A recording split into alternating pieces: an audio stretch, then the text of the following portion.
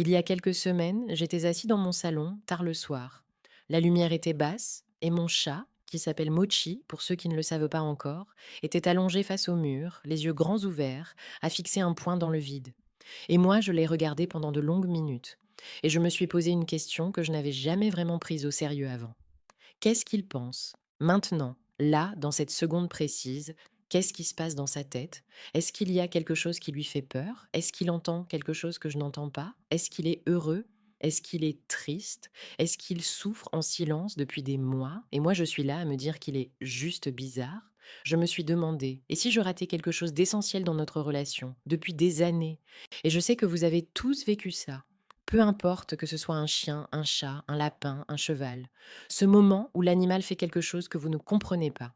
Et vous essayez de deviner, vous projetez, vous interprétez. Mais au fond, vous n'êtes jamais vraiment sûr. On vit avec eux, on les aime. Et pourtant, il y a cette barrière invisible, cette frontière silencieuse, que ni eux ni nous ne savons traverser. Aujourd'hui, j'ai envie de vous parler d'une question qui m'a obsédée ces derniers mois. Et cette question, c'est: est-ce que l'IA est sur le point de faire tomber cette barrière? Pas dans 100 ans, pas dans une série Netflix, maintenant, en 2025, en 2026, des scientifiques, des ingénieurs, des ONG entières ont décidé de consacrer leur carrière à ça. Décoder le langage des animaux, comprendre ce qu'ils disent, et peut-être un jour leur répondre. Aujourd'hui, des scientifiques ont peut-être la réponse. Et cette réponse s'appelle l'IA. Bienvenue dans cet épisode. Prenez le temps de vous installer, parce que ce qu'on va explorer ensemble ce soir va changer, j'en suis presque sûre, la façon dont vous allez regarder votre animal ce soir. Commençons par ce qui est proche de nous. Votre maison, votre canapé, votre chien qui aboie à 7 heures du matin, et vous avez encore une fois aucune idée pourquoi. En 2024, des chercheurs de l'Université du Michigan, sous la direction de Radami Alchea, directrice du laboratoire d'IA de l'université, ont accompli quelque chose de fascinant. Ils ont recyclé des modèles d'intelligence artificielle conçus à la base pour reconnaître la parole humaine. Et ils les ont appliqués aux aboiements de chiens. Le modèle s'appelle WAV2VEC2. Il avait été entraîné sur des millions d'heures de voix humaines. Et les chercheurs se sont dit, et si les patterns acoustiques des humains et des chiens se ressemblaient assez pour qu'on puisse réutiliser cette base? Résultat, leur IA est capable de déterminer si un chien est en train de jouer ou d'exprimer de l'agressivité, avec une précision de 70%. Elle peut aussi identifier l'âge du chien, son sexe, sa race, à partir de sa seule voix. Mihal Shea elle-même a dit: c'est la première fois que des techniques optimisées pour la parole humaine sont utilisées pour décoder la communication animale. 70%. Ça paraît peu comme ça. Mais réfléchissez. Avant ce travail, on était à zéro. On n'avait rien. Et surtout, cette précision va augmenter, parce qu'on a maintenant une base, un point de départ. Et ça ne s'arrête pas là. Une équipe à Virginia Tech a poussé le concept encore plus loin. Ils ont commencé à transcrire des aboiements de chiens en syllabes et à chercher des corrélations entre certains sons et certains contextes. Ils ont identifié ce qui ressemble à des protomots, des sons que des chiens émettent systématiquement dans des situations précises, liées à des objets ou des stimuli spécifiques: cat, cage, leash, la laisse, la cage, le chat. Comme si certains chiens avaient développé des sons stables pour désigner des choses précises dans leur environnement. Je veux que vous laissiez ça vous traverser une seconde. Votre chien a peut-être un mot pour la laisse, et il l'utilise depuis des années, et vous n'avez jamais su l'entendre. Maintenant, imaginez, dans quelques années, votre téléphone vous dit en temps réel: il a faim, il est stressé, il veut jouer, il souffre. Pas une intuition, pas une projection, une analyse, basée sur des données acoustiques, comportementales, contextuelles. On n'en est pas encore là. Mais on voit exactement vers où on va. Maintenant, on sort de chez nous. On va en Alaska. Dans les eaux glacées du Frederick Sound, Michelle Fournet est professeure de biologie marine et elle a consacré les 10 dernières années de sa vie à écouter des baleines à bosse. Pas métaphoriquement, littéralement. Elle plonge des hydrophones dans l'eau, elle enregistre, elle analyse. Et dans cet immense catalogue de sons, des grognements, des cris, des sifflements, des tonalités graves qui n'ont pas de nom en français, il y en a un qui revient tout le temps dans toutes les populations de baleines à bosse dans le monde, chez les mâles, les femelles, les jeunes, partout. Ce son, elle l'a appelé le whoop. Et elle a passé des années à essayer de comprendre ce qu'il signifie. Avec l'aide de l'Earth Species Project, une organisation dont je vais beaucoup vous parler, elle a pu faire quelque chose d'inédit. Elle a transmis artificiellement ce son dans l'océan depuis un bateau. Et les baleines ont répondu whoop, whoop, whoop. Elles ont répondu à un signal artificiel. Elles ont eu une conversation avec une machine qui parlait leur langue. L'interprétation de Fournet, ce son signifie quelque chose comme je suis là, je suis présent, je suis moi. une forme de présence déclarée. Et les baleines lui ont dit en retour: Moi aussi, je suis là. C'est la première traduction validée d'un son de baleine à bosse. Pas dans un laboratoire, dans l'océan, avec de vraies baleines. C'est réel. C'est maintenant. Parlons maintenant de cette organisation qui est au cœur de tout ça. L'Earth Species Project. C'est une ONG fondée par des technologistes et ingénieurs qui ont décidé de mettre leur expertise, normalement au service des startups Silicon Valley, au service d'un projet un peu fou: décoder la communication des animaux. Leur objectif déclaré, celui qu'ils annoncent publiquement sur leur site: permettre à l'être humain de communiquer avec d'autres espèces. Pas juste comprendre, communiquer, dans les deux sens. Le projet est soutenu financièrement à hauteur de plusieurs dizaines de millions de dollars par des fondations philanthropiques et des technologistes qui croient tout que c'est l'une des frontières les plus importantes que l'humanité puisse franchir. En 2025, l'Earth Species Project a co-organisé un workshop au NeurIPS, la plus grande conférence mondiale d'AIA, avec des chercheurs de Google DeepMind, de l'université Jean Monnet et du Naturalis Biodiversity Center.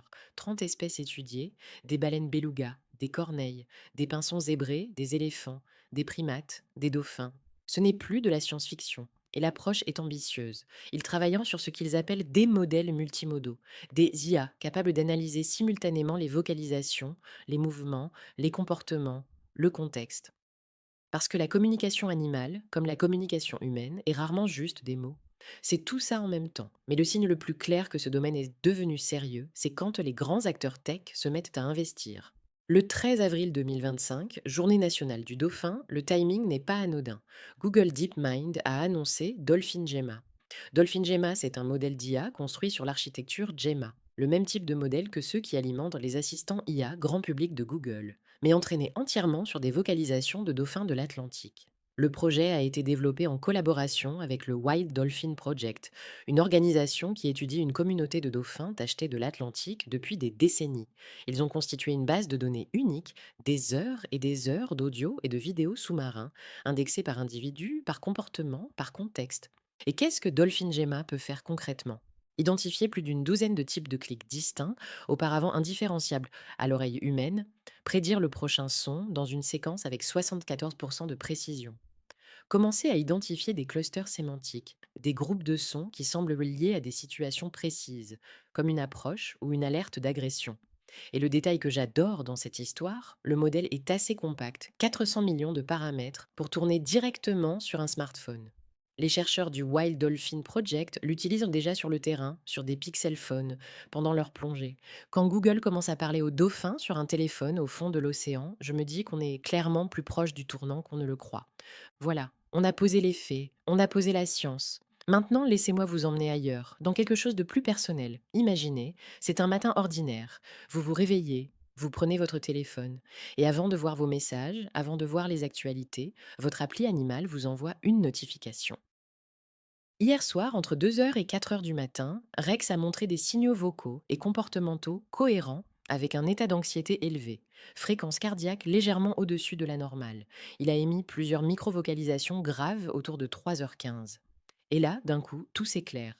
Parce que vous avez remarqué depuis 3 semaines qu'il grognait parfois le matin, qu'il était moins enthousiaste à l'heure des repas. Vous vous êtes dit, il vieillit peut-être, ou il est bizarre, ou c'est la météo. Mais non, il ne dormait pas bien, il avait quelque chose qui le perturbait la nuit, et vous ne le saviez pas parce qu'il ne pouvait pas vous le dire. On pense qu'on connaît nos animaux, on les observe, on apprend leurs habitudes, on interprète leur posture, mais on les connaît comme on connaît quelqu'un dont on ne parle pas la langue. On devine, on projette, et parfois on se trompe complètement.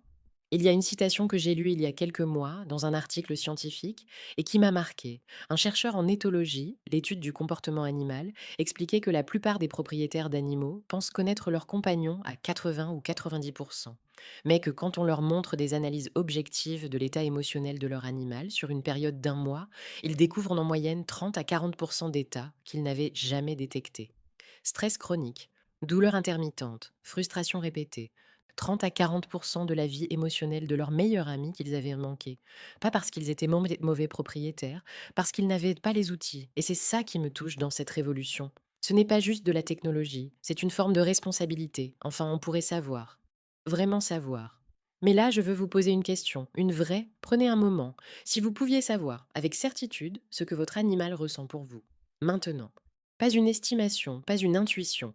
La vérité objective de son état émotionnel quand il vous voit entrer dans la pièce.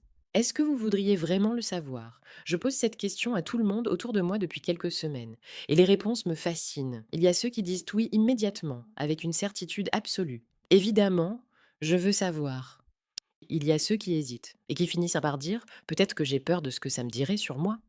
Et il y en a un ami proche, qui m'a dit quelque chose que je n'oublierai pas. Il m'a dit: «J'ai peur de découvrir que je lui ai fait du mal sans le savoir et de ne pas pouvoir revenir en arrière». Il y a quelque chose de vertigineux dans cette idée. Pendant des années, on a eu le bénéfice du doute. On pouvait se dire: «Il a l'air heureux, donc il l'est». Mais si demain, une IA peut nous dire qu'il ne l'était pas toujours, est-ce qu'on est prêt à porter ça? Moi, personnellement, j'ai envie de savoir, même si c'est inconfortable. Même si ça remet en question des années de comportement que je pensais bienveillants, parce que l'inconfort de la vérité me semble toujours meilleur que le confort de l'ignorance.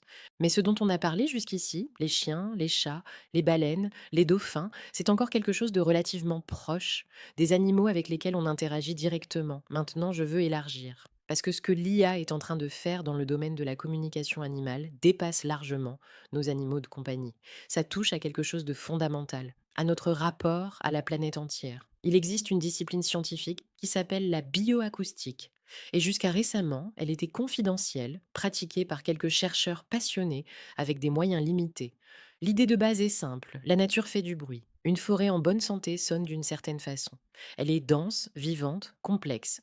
Des insectes, des oiseaux, des amphibiens, des mammifères. Chaque espèce émet ses sons, à ses heures, à ses fréquences.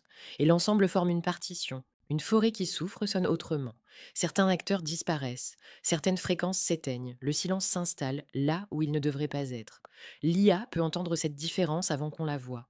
Des organismes comme le WWF, en partenariat avec des bureaux d'études spécialisés, déploient aujourd'hui des capteurs dans des forêts pour enregistrer en continu la bande-son d'un écosystème. Ces enregistrements sont analysés par des algorithmes qui détectent les variations, la présence ou l'absence d'espèces précises, des anomalies acoustiques, des signaux de détresse. Et on peut détecter des menaces invisibles, une espèce invasive qui commence à coloniser une zone, du braconnage à 5 km, l'arrivée d'une coupe illégale, le tout avant qu'un humain ait besoin de mettre un pied sur le terrain. Dessinez l'image avec moi. Vous recevez une notification.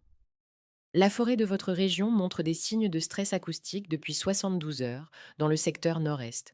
La diversité sonore a chuté de 23%. Ce n'est pas de la science-fiction. Les outils existent, l'infrastructure se déploie. La question n'est plus si c'est possible, c'est quand ça sera généralisé. Il y a une chose que les animaux font depuis des millions d'années et qu'on a presque entièrement ignorée. Ils communiquent des informations sur leur environnement. Prenez les oiseaux migrateurs. Ils se déplacent sur des milliers de kilomètres, guidés par des systèmes sensoriels que nous ne possédons pas. Ils détectent des changements de pression atmosphérique, des variations de champs magnétiques, des évolutions de température, bien avant que nos instruments les enregistrent. Leurs chants, leurs cris d'alarme, leur comportement collectif, tout ça contient de l'information sur l'état de l'environnement traversé. Des anomalies climatiques que nos satellites ne voient pas encore. Ces oiseaux les savent déjà. L'idée, c'est de construire un réseau mondial d'écoute. Des milliers de capteurs acoustiques couplés à des IA de reconnaissance pour agréger en temps réel ces signaux biologiques. Et pour détecter, via les animaux eux-mêmes, des phénomènes climatiques ou écologiques avant qu'ils ne deviennent visibles pour nous. Ces animaux sont des capteurs que nous n'avons pas, construits sur des centaines de millions d'années d'évolution. Et depuis l'avènement de la civilisation industrielle, on les a largement ignorés. Et si c'était l'une des ressources les plus précieuses qu'on ait jamais su exploiter, pas pour nous servir, mais pour nous alerter, je veux m'arrêter ici. Parce que je pense qu'il y a quelque chose de profondément important qui se joue derrière tout ça. Pendant des siècles, non, pendant des millénaires, on a justifié notre domination sur la nature par un argument simple. Les animaux ne peuvent pas s'exprimer, ils n'ont pas de langage, ils n'ont pas de conscience réflexive, donc ils n'ont pas voix au chapitre. C'est sur cette idée qu'on a construit l'élevage industriel. L'expérimentation animale, la déforestation massive, l'idée que la nature est une ressource muette, passive, disponible. Mais voilà. Peut-être que la nature n'était pas muette, peut-être que c'est nous qui étions sourds. Nous avons construit une civilisation entière sur l'hypothèse que nous étions les seuls à avoir quelque chose à dire. Et si cette hypothèse était fausse depuis le début? Ce n'est pas une question rhétorique, c'est une question philosophique avec des implications légales, éthiques, politiques absolument massives. Plusieurs études récentes montrent d'ailleurs un fort soutien dans les opinions publiques pour accorder une forme de représentation légale aux espèces non humaines. Des tribunaux, dans certains pays, commencent à examiner ces questions sérieusement. Décoder le langage des animaux, c'est peut-être la première étape d'une révolution bien plus grande, celle du statut de la nature dans notre civilisation. Mais je ne veux pas vous laisser avec une image trop idyllique, parce que ce serait vous mentir. Et ce podcast n'est pas un podcast bisounours. Il y a des limites réelles et il y a des questions éthiques qui n'ont pas de réponse simple. Commençons par la technique. Ce qu'on décode aujourd'hui, c'est des émotions, pas des pensées complexes. Il y a une différence énorme entre ce chien est stressé et ce chien pense à ce qu'il a stressé hier. Un aboiement peut exprimer 15 choses différentes selon le contexte. La même vocalisation peut signifier la joie ou la peur selon la posture, la situation, l'individu. Et les IA ont encore énormément de mal avec cette ambiguïté contextuelle. Elles excellent dans des conditions contrôlées, avec des datasets propres. Mais le monde réel est bruyant, complexe, imprévisible. On était dans une phase de décodage émotionnel basique, pas dans la traduction linguistique fine. Et il faut être honnête sur ce gap. Il y a encore des années, peut-être des décennies, entre détecter du stress et comprendre ce qu'un dauphin nous dit intentionnellement. Deuxième limite, et celle-là me préoccupe peut-être encore plus, c'est le risque de biais de projection. On a une tendance naturelle, profondément humaine, à interpréter les données selon ce qu'on veut entendre. Si mon chien émet un son que l'IA classe comme affectif positif quand je lui parle, je vais immédiatement conclure qu'il m'aime. Mais est-ce que l'IA a vraiment dit ça? Ou est-ce que j'ai projeté cette lecture sur une donnée plus ambiguë? Le risque, c'est de créer des outils qui nous donnent l'illusion de la compréhension sans la compréhension réelle. Des applis qui flattent nos biais au lieu de les corriger. Des applications grand public qui simplifient à l'extrême pour être commercialement attrayantes. L'IA ne peut pas toujours corriger les biais humains, parfois elle les amplifie. Et puis il y a une question que je trouve fascinante sur le plan philosophique. Peut-on analyser la communication d'un animal sauvage sans perturber son écosystème? L'expérience de Michel Fournet avec les baleines illustre bien ce dilemme. Quand vous envoyez un signal artificiel dans l'océan, vous interférez avec la vie sociale de ces animaux. Vous entrez dans leur espace communicatif sans leur permission. Est-ce que ça peut les stresser, les perturber, leur envoyer des signaux contradictoires qui perturbent leur comportement naturel? Et si demain on commercialise ces technologies, ce qui est inévitable, qui décide de comment elles sont utilisées? Qui protège les données des animaux? Est-ce qu'une entreprise peut breveter un dictionnaire de sons de dauphins? Est-ce qu'on peut vendre l'accès à la communication d'espèces sauvages? J'avais parlé dans un autre format de questions similaires autour de la voix humaine et du consentement dans l'IA. Les enjeux ici sont les mêmes et peut-être encore plus délicats, parce que les animaux ne peuvent pas se défendre juridiquement. La technologie avance vite, beaucoup plus vite que nos cadres légaux et éthiques. Ce qui compte, c'est la question qu'on lui pose et qui décide de la poser. Je veux revenir là où on a commencé, mon chat, Mochi, assis face au mur, fixant ce point invisible dans le vide. Je ne sais toujours pas ce qu'il pense. Pas encore. Il n'y a pas encore d'application sur mon téléphone qui me dit il observe une fréquence sonore hors de ta portée auditive ou il est simplement en train de se reposer dans un état de vigilance passive. Pas encore. Mais aujourd'hui, pour la première fois, je me dis que la question n'est plus est-ce possible, elle est est-ce qu'on est prêt, prêt à écouter vraiment, pas à moitié, entre deux notifications, pas pour confirmer ce qu'on voulait croire, vraiment écouter, avec curiosité, avec humilité, avec la conscience que l'autre, même s'il a quatre pattes, ou des nageoires, ou des plumes, a peut-être quelque chose à nous dire qu'on n'a jamais pris le temps d'entendre. Parce que décoder la communication animale, ce n'est pas juste une avancée scientifique, c'est une invitation à repenser notre place dans ce monde, pas comme les maîtres de la planète, pas comme les seuls êtres qui comptent, mais comme une espèce parmi les autres, peut-être la plus technologiquement avancée, qui a enfin décidé d'engager la conversation. Et ça change tout. Pas juste pour nos animaux, pour nous. Si cet épisode t'a donné envie de regarder différemment ton animal ce soir, ou même la forêt que tu traverses, ou les oiseaux que tu entends sans les écouter, partage-le à quelqu'un qui mérite de l'entendre. Pas pour faire du chiffre, parce que certaines idées méritent de se propager. À la prochaine.